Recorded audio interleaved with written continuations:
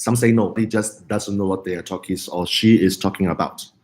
Well, Jack here, and I first of all thank all the people, wonderful people who have commented to my recent post titled, Can a Person with Employee Mindset Build a Business? I love specifically Eric. Eric has actually questioned whether I intentionally remove certain words in the question or am I leading to or expecting a specific outcome. So I'm pleased to actually do this quick video to explain what was going on here. Number one, I did intentionally set the question in a particular way because I'm expecting to elicit some responses. Number one, I play with this word can versus will. Because many times, whether you're a coach, you're a consultant, you're an advisor, you love to actually give opinion to others and say, no, you can't do this. Yes, you can do this. And as I was teaching with recently a group of students from my NLP class, I realized that more and more people are confused with the word can and will. The reason why many people look at the word can as will is because they impose their own model of the world, or MOW in short, if you're NLP trained, on other people's MOW. It means that if I'm a coach, a consultant, or advisor, the first thing I have to accept is the other person's model of the world.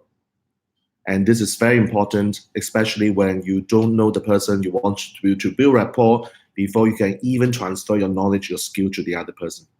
So which is the reason why I purposely use the word can, to see how many people like you actually have been confused with the word can and will.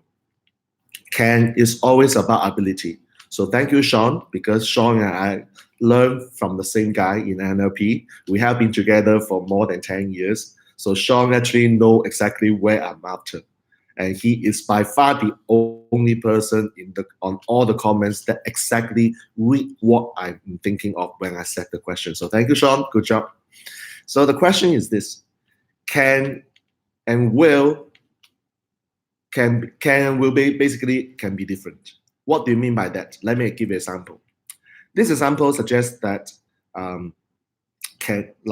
imagine somebody like me, like I don't like to eat durian. Okay, so let's suppose we talk about the context that Jack doesn't like to eat durian. Here's the question for you. So question number one is, can Jack eat durian? Okay, the answer of course is can. Why? Because can has nothing to do with the willingness. Can has nothing to tackle the personal values. Therefore, can Jack eat durians? Of course, not a problem. And in fact, Jack can learn how to eat durian because Ken is always talking about the ability to do something. It is a skill. It is a skill. So a skill can always be learned and can always be transferable if provided there are some proper coaching. So all we say about what I talk about when we deal with this word can is focusing on ability, but not willingness, which means that even though I learn how to eat durian, will I? So this is the second question. Will I eat durian? Obviously, the answer in my case is no. I am not willing to eat durian. That is something dealing with what I call the personal values. So in case you don't understand what's values, values in my way, based on my experience, is defined as the principles that charter how you live your life. So what are some of the principles that you applied in your life? Are you able to explain? So back to the question, can a person with employees mindset build a business? Obviously, the answer is yes. So if you say no, I would like to invite you to think about the ability to build a business, which is a learnable skill, and on the other hand, the willingness to do that. That's question number one. Now, you may disagree with me, or you may say, Jack, you're playing with the words. But the problem is this. Persuasion is about languaging. Persuasion is about using, in this case, can and will as the model operator, which is what we learn in languaging in NLP. And all I'm saying is that if we are confused with the word can and will, we may inevitably give wrong advice or unnecessarily correct advice to our client. And I like to stay neutral. As a coach, many times people ask, Jack, what's the difference between a coach and a consultant? Now, I have nothing against the consultant here. I am a consultant, by the way, with my special skill or specific skill in taxation, accounting, and law. I'm a consultant for that purpose. But I'm not a consultant of your life. Let's face it, I am not a consultant of your life, which means that I am not going to tell you how you live your life. So that's why in the life coaching world, you don't hear word like life consultant, personal consultant. That doesn't really make sense to me. So how many of you agree that if I don't even know how you live your life, I am not responsible for giving you advice and tell you how you live your life, correct? So my point is very simple. If I am not able to tell how you live your life or how you should live your life because I am not responsible for it, all I'm doing is to give you the awareness to know, to be aware of something. Like perhaps if you are an employee right now, you hear and you see people build business and you wonder whether you can do it. So that's good because it's awareness. Whether you're willing to do it, that's a separate question. So the first word can suggest that, yep, is something, is ability to learn, is ability to build, or ability to acquire a skill. That's all good. I don't care whether you have employee mindset or whether you have a business owner's mindset or whatever kind of mindset. If the question is asked like a can something happen, is always possible. It is only a question of strategy. Which leads to the second question. If let's say I turn the word question as, will a person with employees mindset be able to build a business? That goes to a lot of you guys would say, well, depends on this, depends on what. That's exactly where I'm after, because now we talk about willingness. Is the person willing to do this? If the person is willing to do this, then what is he required to undertake? What is he required to have? What is he required to change? So that's where a lot of you start talking about, well, mindset change, take different courses, or have some people coach you or mentor you. Yes, that's all good, because now the question is, will you be willing to build a business? Some people don't. Some people with employees mindset live in the comfort zone and refuse to change. So of course, will they be willing to build a business? Of course, the answer is no. But somebody like me, if you know my story, back in good old days, I have been in corporate world for 17 years. I was then having employees mindset. In the end, did I build my business? Yes.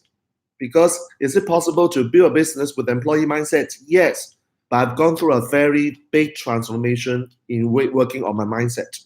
Back in 2011, 2012, without T.R. Ecker, without my teachers, Alex Mendosian, without my teacher blessing, there won't be such thing. I won't be doing what I'm doing right now. I have what I call the employees mindset then. But now what happened is this. I'm not only having the employees mindset, I also have an entrepreneur's mindset. How good is that? You judge. If you have been following my word, you judge. Okay? So question boils down to, will a person be willing to build a business? Of course, it goes back to the value. And the outcome of that is, well, if the person is willing to build a business, does it mean that he'll be successful? Then we have to talk about the question, what's the definition of success? So you may say that building a business is very easy. Some people say building a business is very tough. I understand. I get it. Because not everyone is successful in building a business, by the way. And how do we measure success? Are we using some numbers to measure? Which most of the business coaches will say, yes, numbers is the only way to measure. What get measured can be improved. There's a saying in the business coaching world. I get this because I do the same thing for my clients. So the question is, will a person with employee mindset build a business? My take is depends on the person's value, but the result is more important, isn't it? At the end of the day, will the person with employee mindset be able to build a profitable business? So the question why I purposely leave the word profitable behind is that, will a person be willing to build a business that is not making money? Well, the person might say yes.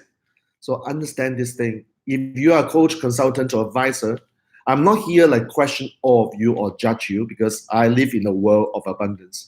And some of you commenting are my teachers. Like Marco Robert is my teacher, is my coach. So I respect what he said all the time. So no offense here. I'm not here offending anyone. If I offend you, well, anyway, I don't really care, because this is my opinion anyway. So all I'm saying is that will a person be willing to build a business with the employee mindset? Well, that depends on value. But the outcome is, will the person will be able to build a profitable business? So as a coach or consultant, what I will ask you to do is that if somebody asks you a question like this, I would like to seek a clarification. Is it a can question or will question?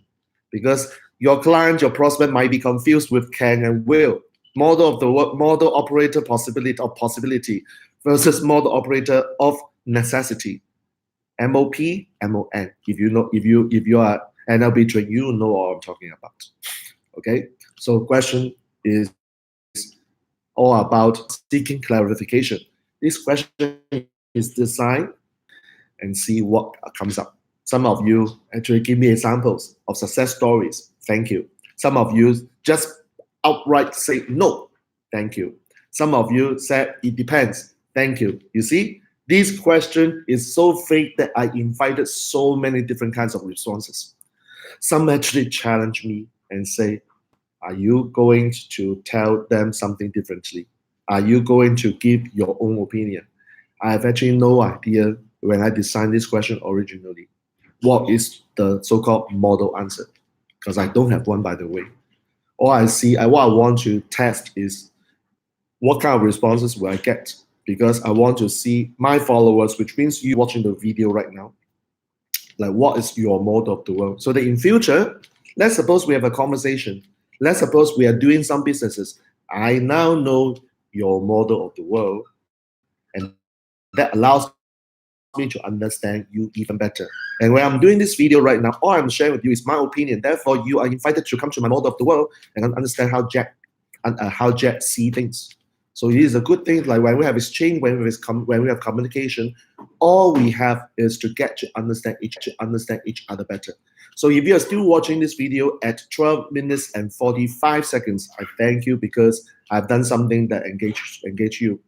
So let's suppose you've stopped watching at 3-minute mark. I know that maybe we are not in the same channel. That's fine. No offense. No, I don't really care, by the way, right? So all in all, thank you for all the wonderful comments. Thank you for all the people asking, Jack, what exactly are you after?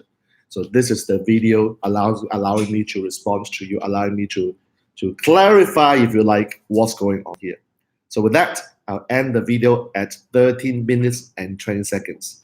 Thanks very much, everyone. If you do have any other questions, comments, or concern about what I've just said, or if you have a different opinion, well, not to say that I don't really care, but I'd love to hear from you. Maybe you can teach me something, and for that, I thank you as well in advance, because I love learning from other people. Okay, cool? So thanks very much for watching. Jack Wong here, signing off now, and have a nice day. Cheers.